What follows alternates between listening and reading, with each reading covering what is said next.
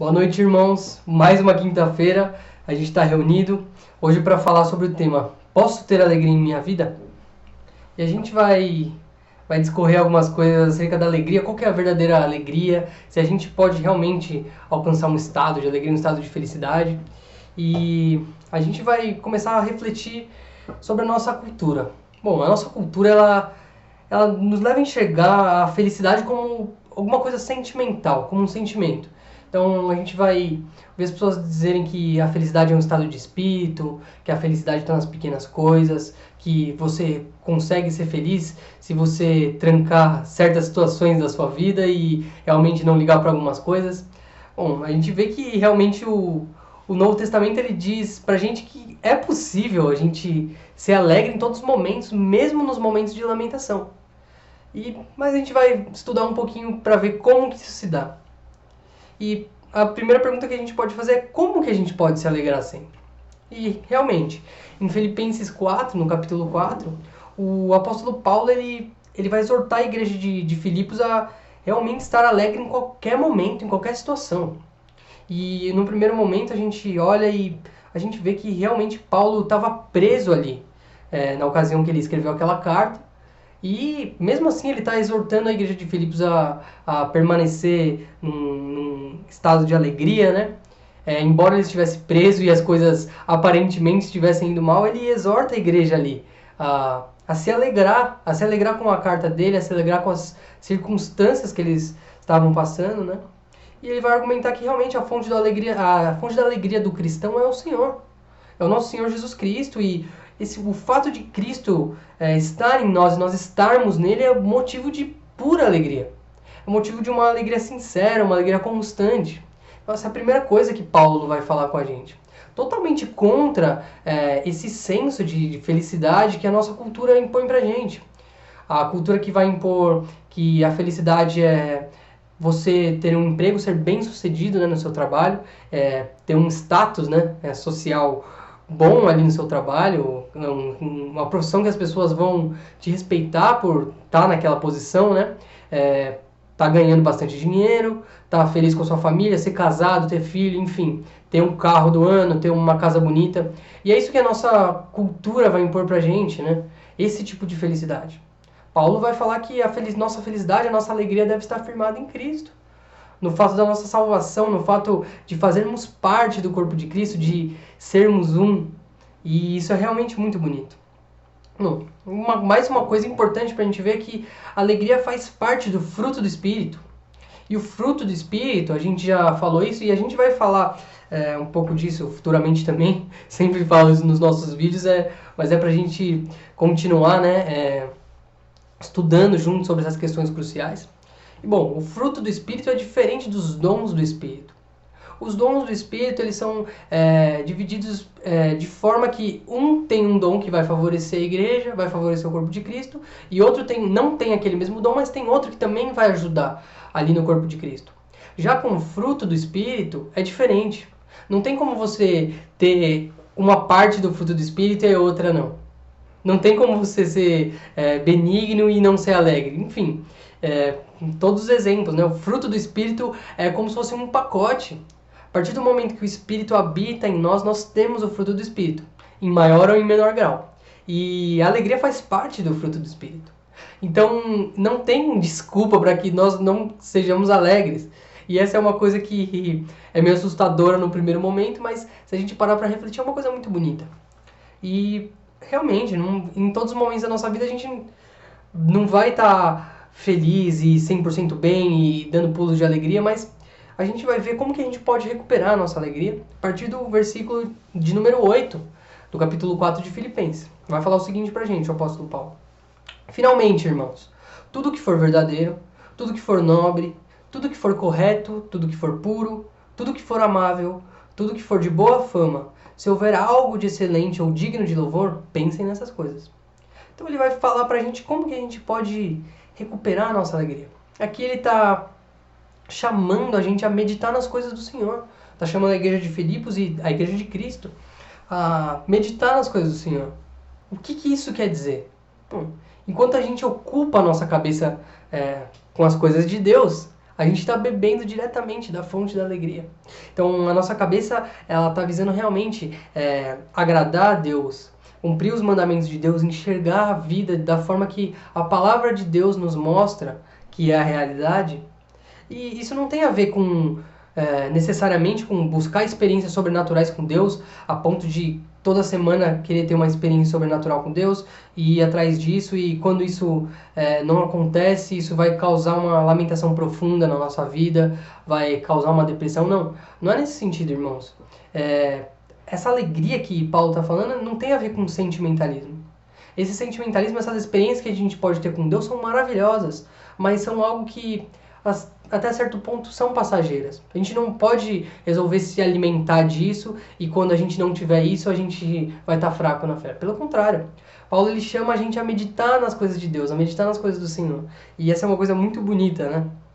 E isso leva a gente a entender que o oposto da alegria não é a tristeza. Embora muitas vezes a gente ache que o oposto da alegria é ficar triste, lamentar, não é a tristeza, é a ansiedade. Jesus fala isso pra gente no Sermão do Monte, Jesus fala isso pra gente mais algumas vezes nos Evangelhos, e o apóstolo Paulo vai falar também. A partir do momento que nós estamos ansiosos, estamos com medo de alguma coisa, esse é totalmente o oposto da alegria, porque a gente não consegue enxergar a alegria da nossa salvação, a gente não consegue meditar nas coisas de Deus, nas coisas que o Senhor tem preparado pra gente. Então, a gente tem que realmente fugir desse oposto. Tiago vai falar o que pra gente? Ele vai explicar qual é o motivo de toda alegria. O que deve ser motivo de alegria, né? Bom, a aprovação deve ser motivo de alegria. Mas a gente olhando num primeiro momento, a gente fala como que uma situação difícil na minha vida, uma situação dolorosa, pode ser motivo de alegria para mim. Por um simples motivo. Essa aprovação vai produzir paciência na gente. E é algo premeditado por Deus. Então, realmente, a aprovação é o cuidado de Deus conosco, é o trabalhar de Deus na nossa vida, no nosso caráter, a construir a nossa identidade, né, em Cristo e fazer com que a gente seja mais próximo, mais parecido com Cristo, né? Então, essa aprovação deve ser, Tiago fala isso pra gente, a aprovação deve ser motivo de alegria pra gente. As circunstâncias difíceis, porque por meio dessas circunstâncias é que Deus vai trabalhar o nosso coração, Deus vai trabalhar a gente.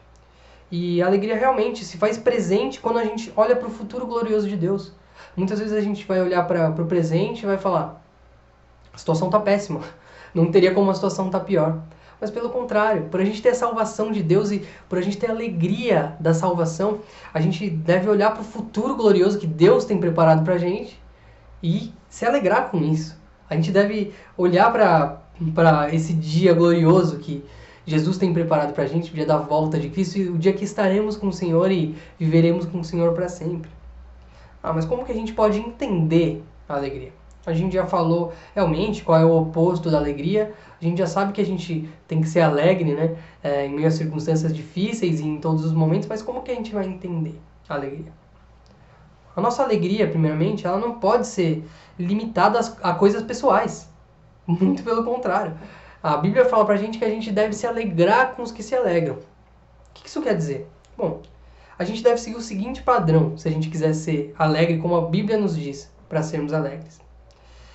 A gente deve seguir o padrão que Jesus estabeleceu, ou seja, amar a Deus acima de todas as coisas. Então, em primeiro lugar, Deus. Em primeiro lugar, o nosso Senhor Jesus Cristo. Em segundo lugar, os outros. Em terceiro lugar, a gente.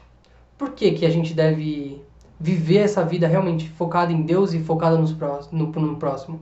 Porque se a gente realmente for sucumbido por essa nossa cultura que fala que a felicidade está na nossa satisfação pessoal, nossa satisfação financeira, amorosa, enfim, a gente não vai ser feliz nunca, irmãos. Porque a nossa alegria, a Bíblia fala pra gente que está centrada no Senhor Jesus. Então, se a gente ama Cristo mais que todas as coisas, e se a gente se alegra e trabalha em prol do nosso próximo, a gente consequentemente vai ser alegre. Esse foi o padrão que Jesus estabeleceu, né? Jesus viveu dessa forma.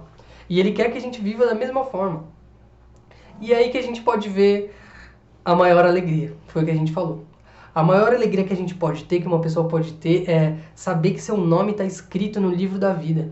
E isso não tem igual, irmãos. A gente que passou por essa experiência de regeneração, de conversão, e para quem não viu o vídeo, que a gente fala sobre a salvação, posso saber se sou salvo, também está no canal. A gente estudou um pouquinho melhor essa questão da como funciona a regeneração, como funciona a salvação, se a gente pode ter certeza da salvação. E a gente vê que realmente a maior alegria que a gente pode ter é essa. Ter a certeza de que a gente é salvo e que nós somos membros do corpo de Cristo e somos filhos de Deus. Fomos adotados por Deus. Essa é a maior alegria que a gente pode ter. E a gente chega realmente ao final dessa reflexão, que é a plenitude da alegria. Então a gente vê 3 pontos na plenitude da alegria, depois da gente ter visto um pouquinho como que funciona esse mecanismo que a Bíblia fala pra gente. Bom, o primeiro ponto é que a alegria do cristão é a alegria de Cristo. O Evangelho segundo a João, no capítulo 15, vai falar isso pra gente. Cristo vai falar que é a videira, e é uma passagem muito conhecida pela gente, né? E realmente a alegria do cristão é a alegria de Cristo. É a alegria de estarmos em Cristo. Segundo ponto, Cristo não só quer que a gente tenha essa alegria de estar em Cristo, mas Cristo quer que a gente permaneça nele e que essa alegria, consequentemente, permaneça em nós. Então, Cristo ele nos motiva, no capítulo 15 de João, a permanecermos na fé, no corpo de Cristo, nas coisas do Senhor, ocupando a nossa mente com as coisas do Senhor. E em terceiro, a nossa alegria cresce à medida que o fruto do Espírito cresce. Foi o que a gente falou, que não são coisas desassociadas. E a partir do momento que a gente coopera com o nosso, cada vez mais com o nosso processo de santificação, de nos tornarmos mais parecidos com Cristo, a nossa alegria cresce mais e mais. E a gente, ao mesmo tempo que não consegue ter uma alegria totalmente plena nessa vida, a gente fica muito alegre com esse crescimento da manifestação do fruto do Espírito, e ao mesmo tempo a gente fica muito alegre com as promessas de Deus. Então, com a promessa de Deus para a eternidade, com a promessa de Deus para as nossas vidas. Que Deus realmente Cristo vai vir nos buscar e que nós possamos viver uma vida com Ele na eternidade.